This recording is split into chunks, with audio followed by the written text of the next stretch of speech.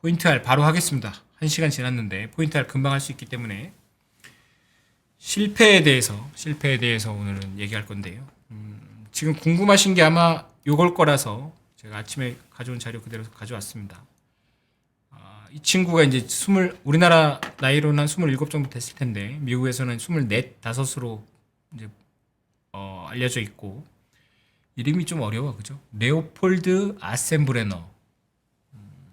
약간 그리스계 느낌이 나는데 어쨌든 이 친구가 이제 엔지니어 뭐라고 하더라고요. 오픈 AI에서도 일했고 그리고 그 FTX에서도 일을 했다고 하더라고요. 그 암호화폐 거래소 거기서 일도 했는데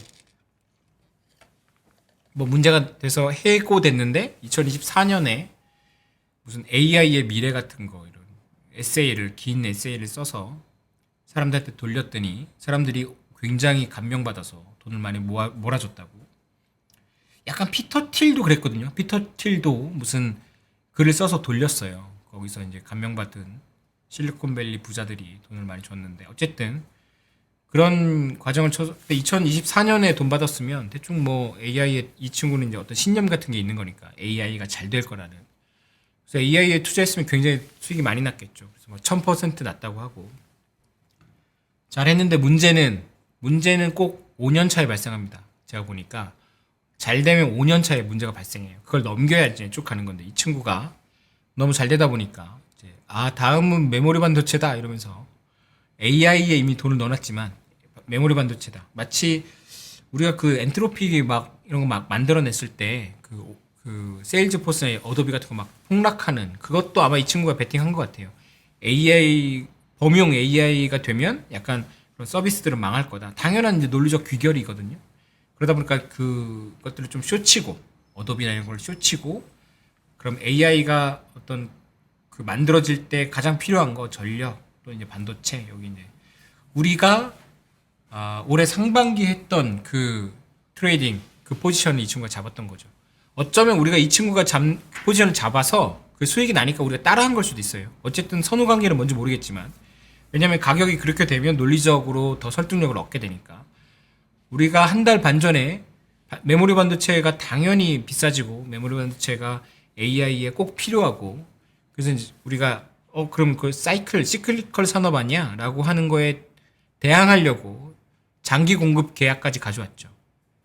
지금 장기 공급 계약이 없는 건 아니에요. 하지만 장기 공급 계약까지 가져오면서 우리가 시클리컬이 아니라고 부정하면서 메모리 반도체를 끌어올렸는데 이 친구가 그걸 하고 있었던 거예요. 그죠? 우리는 모르고 있었지만 규모가 알려진 바에 따르면 160억 달러인데 뭐 레버리지 4배라고 하는데 사실은 4배 아니고 제 경험상 4배 이상 할 수 있습니다. 옵션으로만 하면 옵션을 넣으면 레버리지를 4배 이상 할 수도 있어요. 그래서 제 생각에는 규모로 치면은 60억 달러가 23조 원인데 뭐 어떤 기사에 따르면 60조 원까지도 했다고 하더라고요. 그럼 4배면 240조 원이고 얼마 안 되죠. 그래서 저는 20배 정도 한 것 같은데 60조 원에 10배면 600조 원이고 20배면 1200조 원이죠.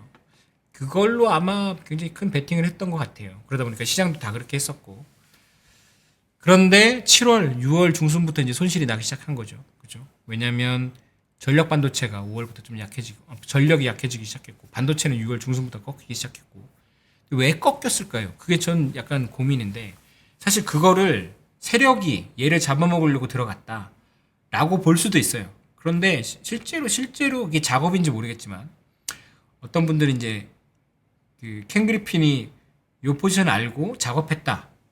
그럴 수 있어요. 그럴 수 있는데 그렇다고 그 큰 시장이 밀렸다고 보지는 않고 어떤 시장도 좀 지쳐가는 단계였고 그러다가 이제 우연히 눈에 띄었다고 생각해요. 제가 그 포지션 잡고 있어. 왜냐면 드러나거든요. 주문을 받다 보면. 그리고 또 PB 프라임 브로커가 골드만삭스랑 JP 모건이야. 원래 이제 모건 스탠리가 많이 하는데 골드만삭스가 좀 걸리는 거죠.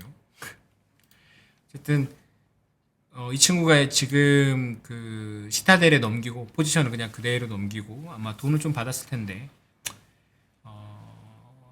그렇게 된 거죠. 뺏긴 거죠. 포지션 전체로. 너 이제 잘 관리 못하겠지. 나한테 넘겨. 근데 시타델이 받았다는 것이 뭘 의미하냐면 둘 중에 하나예요. 시타델이 볼 때도 그 포지션이 그렇게 나쁜 건 아니다. 그래서 좀 지금 어려움에 곤경에 처해 있고 손실이 나지만 내가 이제 돈을 주고 살게. 그냥 나한테 넘겨. 요거 하나랑 또 하나는 이미 쇼쳐놨던 거야. 그래서 이제 이거 받아가지고 이제 갚으려고. 근데 이거는 두 번째는 약간 너무 말이 안 되죠. 그게 무슨 펀드에서 받은 건데 그걸 갚는 건 아니지. 다른 펀드로 설정하면 되지. 사실은 방법은 있는데 설마 거기까지 했을 건가? 라는 생각이 좀 들긴 합니다. 하지만 놀랍게도 월스트리트에서는 그런 일이 많이 일어나고 그러니까 이게 처음도 아니에요. 뒤에 보여드리겠지만. 그래서 이 친구 덕분에 우리가 어제의 미국 시장의 움직임, 미국 시장의 급등, 미국 시장에서 한국 반도체 SK 하이닉스 ADR이 급등한 거를 우리가 이성적으로 받아들일 수 있었던 거죠. 아, 쟤 때문에 그렇구나.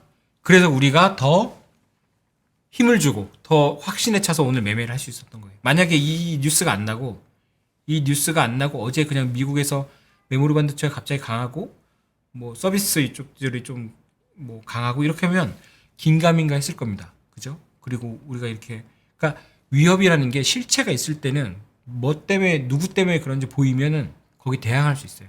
근데 우리가 그동안 이 7월 달에 밀린 게 왜 밀린 거예요? 왜 밀리는지 납득이 안 되니까. 왜 밀리는지 몰라서.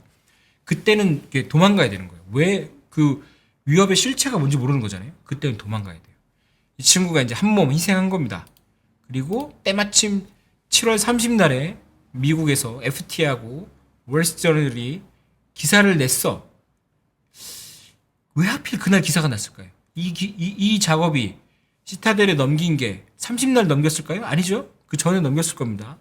며칠 됐을 텐데, 그리고 넘기는 작업할 때 이미 소문 다 났을 텐데, 왜 7월 30날에 났을까요? 그 기자는 그때 알게 된 걸까요? 그걸 알려준 사람은 또 누굴까요? 그죠? 제가 그래서 음모론자가 된 거죠. 이런 고민을 하다 보면 누가 있다고 생각하는 게 편해요. 그죠? 이게 모든 게 다 우연이라고 생각하기에는 너무 좀 그래. 그죠? 이게 다 우연이면 정말 여기 게임 아닌가? 이렇게 생각이 들 수도 있잖아요. 그죠? 그래서 어쨌든 고맙다. 레오폴드 아센브레너. 너의 희생으로 우리가 살았다. 저는 네, 레오폴드 아센브레너. 근데 좀 많이 말랐어. 그죠? 한국에 오면 삼겹살을 사드리겠습니다. 그래서 제가 지난 시간에 이 롱숏에 대해서 말씀드렸잖아요. 이 친구가 한 게 이제 롱숏이거든요. 반도체를 롱 잡고 어떤 서비스 업체를 숏 쳤는데 양쪽에서 깨진 거잖아요. 양쪽에서 깨지면 위험 가중치는 이제 둘 다 해지한 걸로 돼서 거의 안 잡히는데 양쪽에서 깨지면 두 배로 깨져요. 그래서 롱숏이 진짜 어려운 거예요. 롱숏은 정말 선수 중에 선수만 하는 겁니다. 숏만 치는 친구들도 있는데 롱숏을 한다는 건 굉장히 이제 감도 좋고 계산도 잘해야 돼요. 그래서 이 친구 했다가 망한 건데 제가 이거 분트랑 독일 국채랑 미국 국채랑 롱숏 했다가 실패한 거 지난 시간에 말씀드렸죠. 그리고 또 하나의 사례가 있습니다. 요거 제가 이거 그전 시간인가 전전 시간에 가져온 건데 알파벳이 이제 하락하고 그 마이크론이 올라갔을 때, 그러니까 이게 마이크론이 알파벳 대비 굉장히 강했던 게 6월 25일이거든요. 이때부터 꺾인 것 같아요, 제 생각에는. 알파벳을 롱 잡고 마이크론을 숏치고 반도체를 숏치고 하이퍼스케일을 롱 잡고. 그래서 그때 제가 이런 논리적인 게 있는데 뭐 이렇게 이것 때문에 한지는 모르겠지만 어쨌든 그런 것 같아요라고 말씀드렸는데 이제 보니까 이해가 돼요. 약간 마이크론이 너무 많이 가파르게 상승하다 보니까 할만했던 거야. 게다가 6월 25일이면 아까 그 친구가 곤경에 처하기 시작한 시점이거든요. 보였던 거예요. 롱숏 그 승냥이 같은 친구들한테는 보인 거예요. 얘 좀 밀면 죽겠는데. 그리고 한국 애들도 비슷하게 잡고 있는 것 같은데. 근데 또 마침 한국의 단일 종목 레버리지 ETF가 상장됐다네. 얘들 이거 잘 못 다룰 텐데 그러면서 아마 많은 것들이 우연히 겹쳐서 그렇게 된 것 같아요.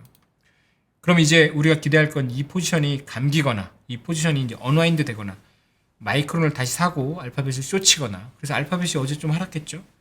아니면 그냥 마이크론만 다시 사는 포지션이 미국에서 다시 만들어지거나, 그러면 우리도 또 그거 타고 올라갈 수 있겠죠.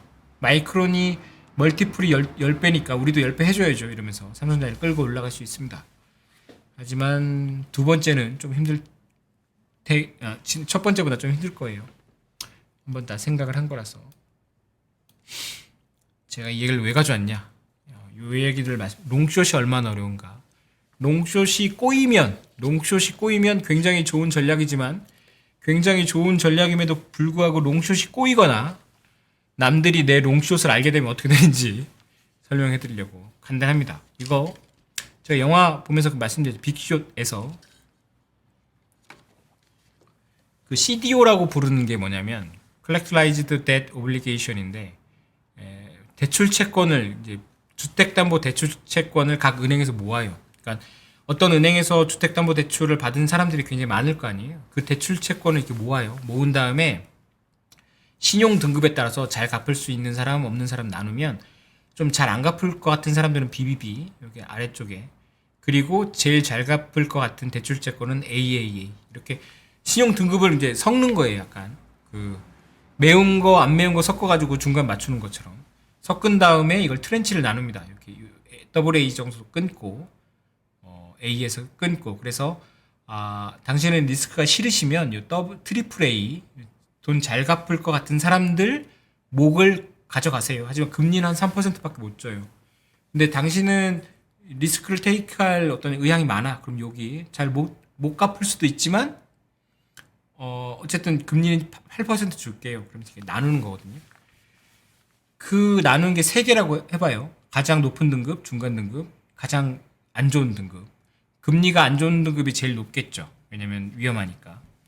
모건 스탠리 하워드 허블러라는 사람이 있습니다. 우리는 빅숏에서 그 주인공들만 알지만 모건 스탠리도 굉장히 채권 잘해요. 모건 스탠리 글로벌 프로프레이트 크레딧 그룹이란 데에서 하워드 허블러라는 트레이더가 있었어요. 이 트레이더가 2006년, 2007년에 이 사람도 알았어요. 이 서프라임 모기지, 낮은 등급의 서프라임 모기지는 망할 것 같아. 알고 있었어요. 그래서 베팅을 하죠. 이 서프라임 모기지가 망하면 돈 받는 보험을 삽니다. 그걸 CDS라 크레딧 디폴트 스왑을 사요. 보험을 샀어요. 보험을 사니까 이제 매달 이제 피를 줘야 되거든요. 보험값을, 보험료를 내야 돼. 아까워. 그래서 어떻게 하지 생각하다가 그럼 내가 또 보험을 팔자. 팔 수 있으니까. 그래서 높은 등급 요 위쪽 친구들이 망하면 내가 너한테 돈 줄게, 이런 보험을 팔아요. 그쪽에서 이제 돈이 들어오죠. 그러면 그걸 돈을 받아다가 낮은 등급 CDS 산 걸 준 거야. 그러니까 뭐 약간 월세 놔서 월세 받아가지고 내 월세 내는 거랑 비슷한 거예요. 내 캐시는 안 들어가. 이 친구 자기 천재라고 생각했어요. 우와, 난 진짜 머리가 좋아. 이거 완전 돈도 안 들고 완전히 해지되고 델타도 거의 막 해지되고 내부적으로 좀 싸우긴 했는데 어쨌든 우겨서 이 딜을 굉장히 많이 했어요. 2007년까지. 그래서 이제 빅숏 영화 보시면은 주인공 중에 한 명이 자기 관리하시는 그 여자분한테 가서 모건 스탠리 너네 망해요? 막 이렇게 물어보잖아요. 근데 이 친구 포지션이 무너진 거예요. 그때 이 친구만 했겠어요? 같이 옆에도 했습니다. 다른 사람들도 했고. 이게 뭐가 문제가 되냐면 이 사람이 가정한 건, 하워드 허블러가 가정한 건 이 아랫부분이 망가지는 거였어요. 이 아랫부분이 망가지는 걸 잘 캐치했어. 정확히 캐치했어. 그래서 이 아랫부분이 망가지면 돈을 버는 걸 베팅을 했어요. 문제는 얘가 무너지면 이 위도 무너진다는 걸 생각을 안 한 거예요. 얘만 무너지고 이 위는 안 무너질 거라고 생각했어요. 그러다 보니까 여기 보험을 팔았지. 그리고 여기는 무너진다고 하는 게 피를 별로 못 받으니까 여기 20억 달러어치를 사고 여기 160억 달러어치 보험을 판 거예요. 그런데 서프라임 때 얘가 무너지니까 다 무너진 거예요. 그래서 20억 달러어치 보험 증서를 내가 가지고 있었어. 근데 160억 달러 물어주는 보험을 내가 발행하고 있었어. 그래서 망했어요. 모건 스탠리도 그래서 엄청 손실 많이 났고, 얘만 한 것도 아닙니다. AIG도 했고, 다 이게 어떤 키코처럼, 키코가 그런 거잖아요. 약간 돈 안 내고 환해지 해준다고. 공짜는 없습니다.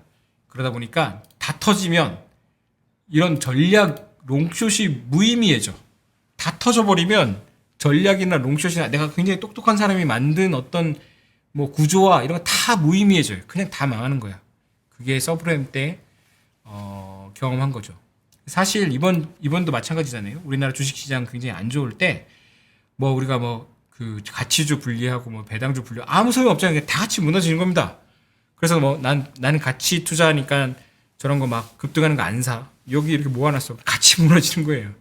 시장이라는 판을 먼저 읽어야 되는 거예요. 판의 크기, 판의 기울기, 판이 어디로 가고 있는가. 이걸 먼저 보여야 되는 거예요. 어쨌든 모건 스탠리 천재도 롱숏을 했지만 망했다. 그리고 롱숏으로 가장 크게 말아먹은 게 지난번에 말씀드린 LTCM입니다. 롱텀 캐피탈 매니지먼트. 왜 망한 것 같아요? 롱텀리 매니지먼트에서 그렇습니다. 우리는 캐피탈을 롱텀리 매니지먼트 하겠다고 해서 망한 거예요. 이 친구들은 이제 롱텀하게 우리는 하니까 이 수많은 차익거래, 지난 시간에 말씀드렸습니다. 이 수많은 차익거래를 롱텀리 했어요. 미니멈 5년짜리, 30년짜리, 20년짜리 채권들을 차익거래 했어요. 그럼 30년 돼야 얘가 이제 내가 계획한 돈을 버는 거거든요. 그 전에 벌 수도 있지. 하지만 그건 그 전까지 안 벌어져도 그 전까지 그게 실현이 안 돼도 뭐라고 할 수가 없어. 스프레드가 줄어들어야 되니까. 그래서 여기에 모인 멤버들, 아까 그 25살짜리 천재랑 비교도 안 된 친구, 굉장히 머리 좋은 사람들입니다. 노벨 경제학상 수상자고, 그리고 그 FRB라고 하면 안 되는데, 어쨌든 뭐 비슷하지. 페드 부의장까지 한 사람까지 있었어요. 그리고 이 밑에 들어온 친구들은 다 IB 나오고 다 수학자 이런 친구들입니다. 하지만 망했죠. 롱텀리 장기적으로 하다 보니까. 그래서 앞에 요 보여드린 차익거래들은 또는 이게 롱숏은 지난주에 말씀드렸으니까 그것까지 할 수는 없고, 그게 궁금하시면 가서 찾아보시면 됩니다. 러시아 국제까지 가고 차익거래하고 아비트라지하고 뭐가 다른지 말씀드렸고, 오늘 말씀드릴 건 요겁니다. 몰락의 과정. 지난 시간에는 제가 과정은 말씀 안 드렸어요. 이 친구들이 이런 차익거래를 했다. 그리고 그전엔 내가 이런 차익거래 했는데 어렵더라. 그리고 이 친구들이 이런 걸 했다. 차익거래가 뭔지 궁금하시죠? 차익거래 이런 게 있어요 라고 말씀드린 거예요. 차익거래 복잡하고 재미없어요. 이렇게 말씀드리는 건데, 오늘은 차익거래를 해서 망한 과정. 앞에 봤죠? 그 친구. 시츄에이션 어웨어니스? 그게 이제 직역하면 그런 거죠. 상황파 펀드. 상황을 난 알아. 그럼 상황 파악해라. 뭐 이런 펀드인가 봐요. 어쨌든 몰락의 과정. 우리가 지금 알려져 있지 않지만, 곧 영화로 나올 수도 있지만, 이 친구가, 이 25살의 친구가 어떻게 몇십 조를 말아먹었는지 아마 영화로 나올 수도 있습니다. LTCM은 너무나 유명해서 다 밝혀져 있는데 잘 모르죠. 그죠? 제가 이것도 아마 이 PPT로 3번을 만들었는데 아무도 기억 안 나실 거예요. 그래서 또 보여드리지만, 이 책을 토대로 천재들의 실패, LTCM이 망하는 과정을 굉장히 디테일하게 묘사해 놓은 책입니다. LTCM은 특이하게 빅숏이나 뭐 마진콜 이런 것처럼 영화가 없어요. 다큐멘터리는 좀 있는데, 왜냐면 만들어도 이해를 못해. 그리고 만드는 사람이 이걸 영화하기도, 모기지 채권까지 이해해. 근데 LTCM이 한 롱숏 전략을 이해를 못해요. 그리고 엄청 어려운 건 아닌데 그냥 낯설어서, 그리고 그것들이 망하는 과정에 대해서 잘 묘사를 못해요. 다큐멘터리 일부도 되게 묘사를 잘 못했더라고요. 이 책이 가장, 왜냐면 내부인들도 많이 나오고, 그 유명한 제임스 리카즈도 여기에 있던 사람이에요. 제임스 리카즈 저만 유명한가? 어쨌든 그래서 영어로 된 거 어떤 분이 잘 정리해 주셨는데 제가 한글로 번역했죠. 보시면 94년에 10억 달러 시작합니다. 94년에 10억 달러면 이때 한 1조 원 정도 됐을 거예요. 잘 나가다가 97년 아시아 통화 위기를 맞습니다. 97년 아시아 통화 위기는 LTCM한테 별로 영향을 안 줬어요. 왜냐면 한국 채권 안 들고 있었거든. 그리고 아시아 채권을 안 들고 있었거든. 근데 문제는 98년에 러시아 국채가 디폴트를 선언하면서, 러시아가 자국 통화로 발행된 채권을 디폴트 선언한 것도 굉장히 이상한 일이었습니다. 이것도 음모론자들이 많이 얘기하는데,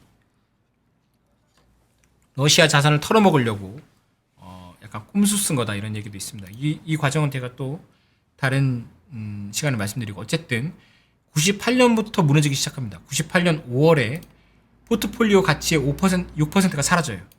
차익거래인데, 차익거래 롱숏에 가까운데 6%가 없어져. 한 달 만에. 이거는 S&P 사도 이런 일은 잘 안 일어나거든요. 이상하죠.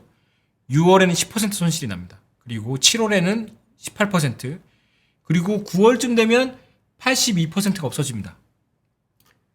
롱숏인데, 완전 차익거래인데, 이 박사들이 다 계산해가지고 리스크를 가장 최소화하고 브로커들 쪼가지고 피도 엄청 그러니까 수수료도 줄였는데 83%가 없어져요. 그때부터 이제 난리가 난 거죠. 왜냐하면 여기에 월가들이 돈을 엄청 많이 맡겼거든요.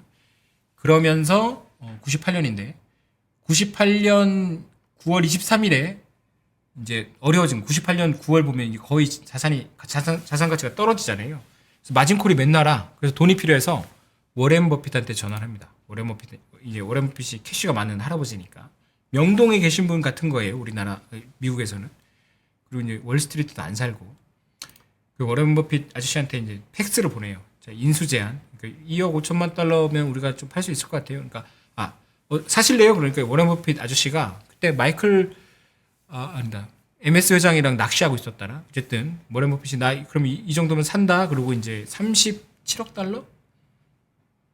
37억 달러 정도를 제시합니다. 근데 문제는 워렌 버핏 아저씨가 LTCM을 사자고 했어야 되는데, 아니 정확히는 LTCM을 관리하고 있는 회사를 일종의 이제 지주회사 같은 걸 사자고 했어야 되는데 그 문서에 LTCM을 사자고 그런 거예요. 근데 법적으로 그게 이제 말이 안 되는 거예요. 그래서 LTCM 쪽에서 LTCM 변호사가 다시 고쳐서 이 회사로 해주세요 했는데 버핏 아저씨가 전화기 끄고 나가버려가지고 안 됐어. 이게 뭐 시한이 지난 게 아니고 워렌 버핏이 LTCM 기업 구조를 잘 몰랐던 거예요. 관심이 없었어. 그래가지고 무산되고 결국은 망하기 직전에 이게 왜 망하면 왜 문제냐면 이때 LTCM에 가지고 있던 포지션이 엄청 커가지고 그게 시장의 헐값에 떨어지면 전 금융시장이 다 망하게 생긴 거예요. 그래서 뉴욕 연준이랑 재무부가 월스트리트 은행들을 모읍니다. 은행하고 IB들을 모아. 그래서 야 이거 니네 일이니까 니네가 돈 모아서 처리해. 증한기금 같은 거예요. 그래서 모여가지고 14개 은행 그러니까 혼자긴 좀 그러니까 14개가 다 모여서 돈을 내서 LTCM 자산이 뭐고 이거 우리가 인수할 수 있는지 변호사 4명, 100명이라고 하는데 사실 여기 회계사도 가고 내부 인원들도 가요. 몇백 명이 가서 근데 이제 그때 카톡으로 보낼 수는 없잖아요. 이때는 카톡이 없으니까 메일도 보낼 수 없으니까 가서 장부를 다 봅니다. 모여가지고 실사하는 거예요. 26일, 27일 동안. 근데 그때 보면 9월 1일부터 9월 28일까지 23억 달러에서 자본이 4억 달러로 줄어요. 이상하죠? 갑자기 엄청 많이 줄어. 왜 줄은 줄 아세요? 이때 실사할 때 이놈들이 전화를 합니다. 자기 월스트리트에서 거래하고 있는 자기 친구나 거기 전화를 합니다. 야, 얘들 이거 물렸다. 전화를 합니다. 이 책에 나오는 거예요. 이 책에 나와. 제가 꾸며낸 거 아니고. 그놈들이 이 실사하고 있을 때 그 포지션을 엄청 공격합니다. 죽으라고. 야, 지금 회사 돈으로 살려고 갔는데 더 싸게 만들면 좋은 거지 뭐. 그러면서 특히 이제 G로 시작하는 놈들이 많이 한다고 해서 엄청 욕을 해요. 그래서 이 LTCM 애들이 자기도 듣는 게 있잖아요. 그래서 막 항의를 해요. 야, 니네 그거 전화하면 어떡하고. 지금. 그리고 일부는 그거 여기 컨소시엄에 빠져나가버려. 그냥 돈만 벌어가지고. 그래서 전 월스트리트가 LTCM 포지션을 다 알게 돼요. 원래도 좀 알고 있었지만. 다 알게 돼. 그래서 다 들러붙어서 뜯어먹기 시작합니다. 왜냐면 곧 LTCM이 이거 망하면 다 포지션 나올 테니까. 말도 안 되는 얘기인데 어쨌든 계속 그 가치를 떨어뜨려. 그래서 나중에는 얼마냐? 36억 달러 주고 LTCM 포지션을 다 사요. 자본만 해도 36억 달러도 없는데. 그냥 이건 이제 떨이가 된 거지. 일부러 망하게 해서. 그래서 그 LTCM 만든 메리웨더는 그냥 쫓겨나고. 그래서 99년 12월에 밀레니엄 바로 전에 이 12월까지 포지션 정리합니다. 포지션 정리한 건 이제 애들이 가지고 있던 걸 판 거잖아요. 가치가 확 떨어져 있는 상태에서 그 떨어뜨려 놓고 쇼친 놈들이 이제 월스트리트에 파티를 한 거지. 마치 상어떼 중에서 약해진 상어가 죽으면 그거 다 뜯어먹는 것처럼 월스트리트에서는 그런 일이 비일비재해요. 이게 롱숏이 아니면 그냥 현금으로 내가 주식을 사면 팔면 돼. 근데 롱숏이잖아요. 얘를 팔아서 얘를 샀어요. 풀려면 굉장히 힘들어요. 이 포지션을 풀려면 한쪽을 되사고 되산 걸로 산 거를 또 정리를 해야 돼. 그래서 굉장히 많은 시간도 필요하고 기교도 많이 필요해요. 빌리는 거 굉장히 어렵거든요. 그러다 보니까 롱숏 내 포지션이 드러나. 근데 그게 커. 그리고 물리잖아요. 다 달라붙어서 이제 공격합니다.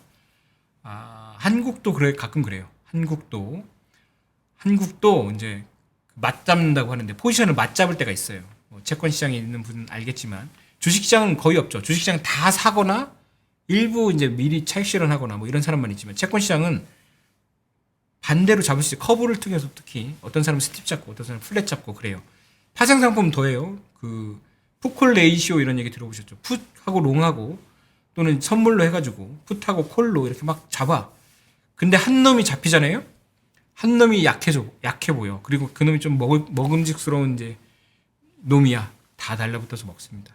그게 아마 그 25살짜리 그리스계로 추정되는 그 친구가 당한 거죠. 대표로. 그리고 그걸 물어뜯던 사람들은 걔를 물어뜯는다고 생각했는데 이제 한국도 물어뜯은 거예요. 그죠? 그래서 좀 재수가 없었다. 그리고 우리도 모르게 이제 그런 대세를 따른 것 같다라고 저는 추정하는 거고요. 여기 대책회의, 여기 은행 수장들인데 실무 사장들. 그래서 36억 달러 아무도 안 내려고 간신히 이제 내가지고 하고 그때 이제 트레이딩룸 이게 채권 트레이딩 룸이거든요. 그때 전화로 거래하는 거. 그 전화로 거래해서 오히려 정보가 빨리 돌아요. 약간 텔레그램이라면 순식간에 도니까 상관없지만 이 돈을 빨리 돌다 보니까 그 관계자들한테 빨리 돌다 보니까 그런 것 같다. 캐니벌이 그거잖아요. 약간 카니발이 아니고 캐니벌이 이제 식인 뭐 이런 뜻이거든요. 자기들끼리 자기 중에 제일 약한 놈을 뜯어먹고 그 살로 한번 포동포동 살찐 다음에 다시 가고 그 중에 하나가 또 리먼이었던 거죠. 리먼이 그때 미움을 받아가지고 그 전에 베어스턴스였고 그래서 미국은 이제 주기적으로 좀 큰 금융기관이나 큰 회사가 좀 망하는 그런 경향이 있어요. 한국은 그렇지 않지만 근데 뭐랄까 글로벌 차원에서는 국가도 그런 게 있는 거죠. 적절히 부를 쌓은 신흥국 중에 하나 마치 그 아프리카에서 영양대 중에서 적절히 큰 애를 먹는 것처럼 이제 돌아가면서 시간이 되면 그 친구를 뜯어먹는 거죠. 그 예전엔 러시아였고 지금은 한국은 아닌 것 같고 저는 계속 그래서 동남아시아를 좀 의심하고 있는 거죠. 이런 과정을 거쳐서 아마 저 친구도 망했고 우리도 거기 휩쓸린 게 아닌가라고 생각합니다. 그러면 마찬가지로 이 LTCM이 그렇게 정리되고 나서 LTCM이 너무 약해져서 모든 그 마귀 같은 이 월스트리트 놈들이 괴롭혀가지고 잔뜩 약하게 만들어서 다 가져가. 아까 36억 달러짜리 주고 인수했다고 그랬잖아요. 나중에 걔 엄청 비싸집니다. 그 마진콜에서도 마찬가지고. 그 위기가 끝나면 거기까지 갈 자산들이 아니기 때문에 엄청 비싸져요. 그리고 이제 그 공격이 끝나면 내가 들고 있는 자산이거든요. 그리고 LTCM이 가지고 있는 포지션을 다른 금융기관들도 많이 가지고 있었어요. 메모리 반도체를 그 친구만 가지고 있었을 리가 없잖아요. 그 망한 친구. 그리고 메모리 반도체를 한국 사람들만 가지고 있을 리가 없잖아요. 미국 큰 헤지 펀드들도 가지고 있어요. 그럼 이제 끝났어. 이 잔인한 식사가 끝났어. 그럼 어떻게 할까요? 그걸 또 감습니다. 그러니까 그게 오늘 살짝 벌어진 걸 거예요. 그 정도 규모만으로도 이런 어떤 효과가 있는 거죠. 다 감겼는지는 잘 모르겠어요. 그걸 언와인드 한다고 하는데 또는 그것 때문에 비오는 사람들도 다시 채울 수도 있죠. 저는 이제 이거는 여기서부터는 짐작하는 거예요. 강도가 얼마나 더 진행될지 또는 다른 요소들이 생길 수도 있으니까. 근데 제 생각은 아마 다음 주까지 좀 이어질 거라고 보고 그게 어떤 저항선까지 뚫고 올라가 버리면 다시 약간 횡보하는 척하면서 올라가는 장이 주식 기준으로 있을 수도 있겠다. 근데 걸리는 건 하나 있어요. 금리가 계속 상승해서 지난 한 1년처럼 편안하게 강해질 수는 없을 것 같기도 하다. 그런 생각이고. 그래서 제가 계속 강조드리는 게 외국인 순매수 꼭 보셔라고. 외국인이 한 8조 정도 산 거는 굉장히 오랜만이기도 하고 만약에 다음 주 시작했는데 또 외국인이 또 사. 그러면 뭐 위쪽으로 또 버티거나 베팅하셔도 나쁘지 않습니다. 그래서 금리가 상승하는 건 좀 걸리긴 하지만 외국인 순매수 굉장히 잘 보셔야 되고 이제 국내 주체들의 어떤 매매 동향 보실 필요 없습니다. 당분간은 지금은 개인이 파는 건 좋은 거고 개인이 사는 게 안 좋은 거고 개인이 팔고 외국인이 사는 게 가장 좋은 겁니다. 그래서 그런 일들이 있었던 것 같다. 롱숏을 하면 굉장히 많은 이제 이런 일들을 겪게 되고 퍼싱 스퀘어 이런 놈들도 많이 합니다. 그래서 오늘 외국인 순매수 중에 굉장히 많은 부분들이 이 포지션을 꺾는 거 아니면 이 포지션을 보고 있던 사람들이 이제 사는 걸 수도 있죠. 너무 싸졌다 생각하면서. 그래서 이제 거의 다 끝났어요. 끝났어. 포지션을 드러내는 건 굉장히 위험합니다. 금융시장에서. 심지어는 이제 같은 팀도 잘 안 가르쳐 주는 경우가 있어요. 그럼 혼나지만 적어도 다른 팀한테 내 포지션을 우리 팀 포지션을 막 얘기해. 그럼 그 새끼 잘립니다. 그 배신자잖아. 그래서 적절히 얘기해 줘야지 나도 들으니까 뭐 그 약간의 그 스파이처럼 우리 쪽 정보를 좀 주고 저쪽 정보를 받고 시장 동향을 듣는 건 오케이. 내 포지션 다 얘기해. 특히 내 약한 포지션 물린 거 다 얘기해. 그러면 이제 엄청 혼나거나 오래 같이 못 갑니다. 그래서 자기 포지션을 이제 또는 숨기거나 좀 적절히 중화해서 말씀하는 게 되게 중요하고 주식시장에서도 내가 돈 벌었다고 막 자랑하면 부러워하기도 하지만 시기 질투도 받죠. 그리고 또 하나는 잃었다고 하면 또 우습게 봅니다. 그래서 약간 포커페이스처럼 적절히 뭐 잃어도 그냥 쉬고 웃고 벌어도 너무 좋아하지 않고 그러는 게 오래 갈 수 있는 길인 거고요. 그리고 마찬가지로 이제 사랑도 마찬가지 같다. 방자전 보면 복잡해요. 그죠? 방자가 이 영화 보시면 되게 그런데 영화가 하나도 없어가지고 영화 마지막으로 넣은 겁니다. 그죠? 요즘에 제가 너무 이제 건조한 지금 어떤 방송을 하고 있거든요. 아침도 그렇고 요즘에 영화 얘기할 수가 없어. 그래서 2주째 안 하고 있어가지고 다른 3.3 가전 했는데 내 방송에서 안 해가지고 방자가 춘향이를 좋아하죠. 방자전 보시면 춘향이도 방자를 좀 좋아하는데 춘향이는 사람보다는 이제 권력이나 이쪽을 더 좋아하는 쪽이라서 몽룡이보다는 방자를 좋아하지만 몽룡이가 암행어사가 되면 춘향이가 몽룡을 더 좋아하는 느낌도 있고 하여튼 근데 이때 이렇게 약간 셋이 이상한 약간 어중간한 관계잖아요. 근데 결정적으로 이제 방자가 을이 되는 그 순간이 언제냐면 춘향이를 좋아하는 걸 춘향이한테 들켰을 때입니다. 춘향이가 방자가 날 좋아하는구나 인지하는 순간 바로 갑으로 돼서 그때부터 방자 인생이 꼬이죠. 그죠? 엄청 힘들게 삽니다. 그래서 뭐 마지막 보면은 방자 얼굴이 행복해 보이는데 저는 이 영화 보면서 제일 불쌍한 게 방자였어요.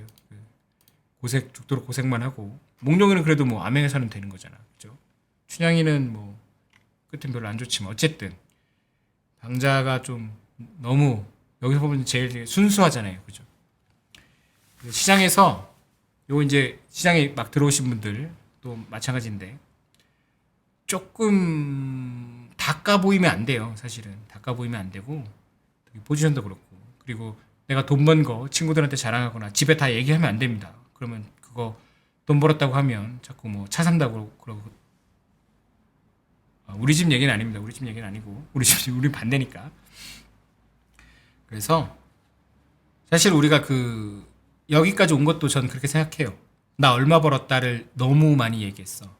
스레드로 뭐 X에다가 인증까지 해가면서 나 돈 벌었다고 자랑하면서 우리가 포모에 빠진 거죠. 사회적으로도 좋지 않아요. 다 까는 건. 그러니까 다음에 또 벌면 이게 좀 줄여서 자랑하는 걸로. 그리고 다른 사람들 자랑도 이제 한 60% 저건 아닐 거야라고 이렇게 받아들이는 게 중요하다. 그래야 포모에 안 빠집니다. 그죠? 그래서 제가 이번에 좀 안타까웠던 건 7월에 이렇게 손실이 많이 날 이 정도는 전 한 6천까지로 봤는데 그 전에 아무도 워닝을 안 해줬다는 게 좀 가슴이 아팠어요.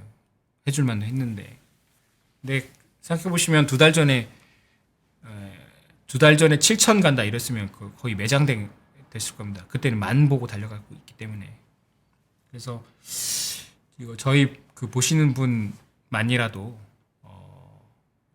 설사 이제 제가 틀리더라도 좀 다른 사람들의 의견을 좀 많이 들어야 이제 주식시장에서 살아남는 것 같더라고요.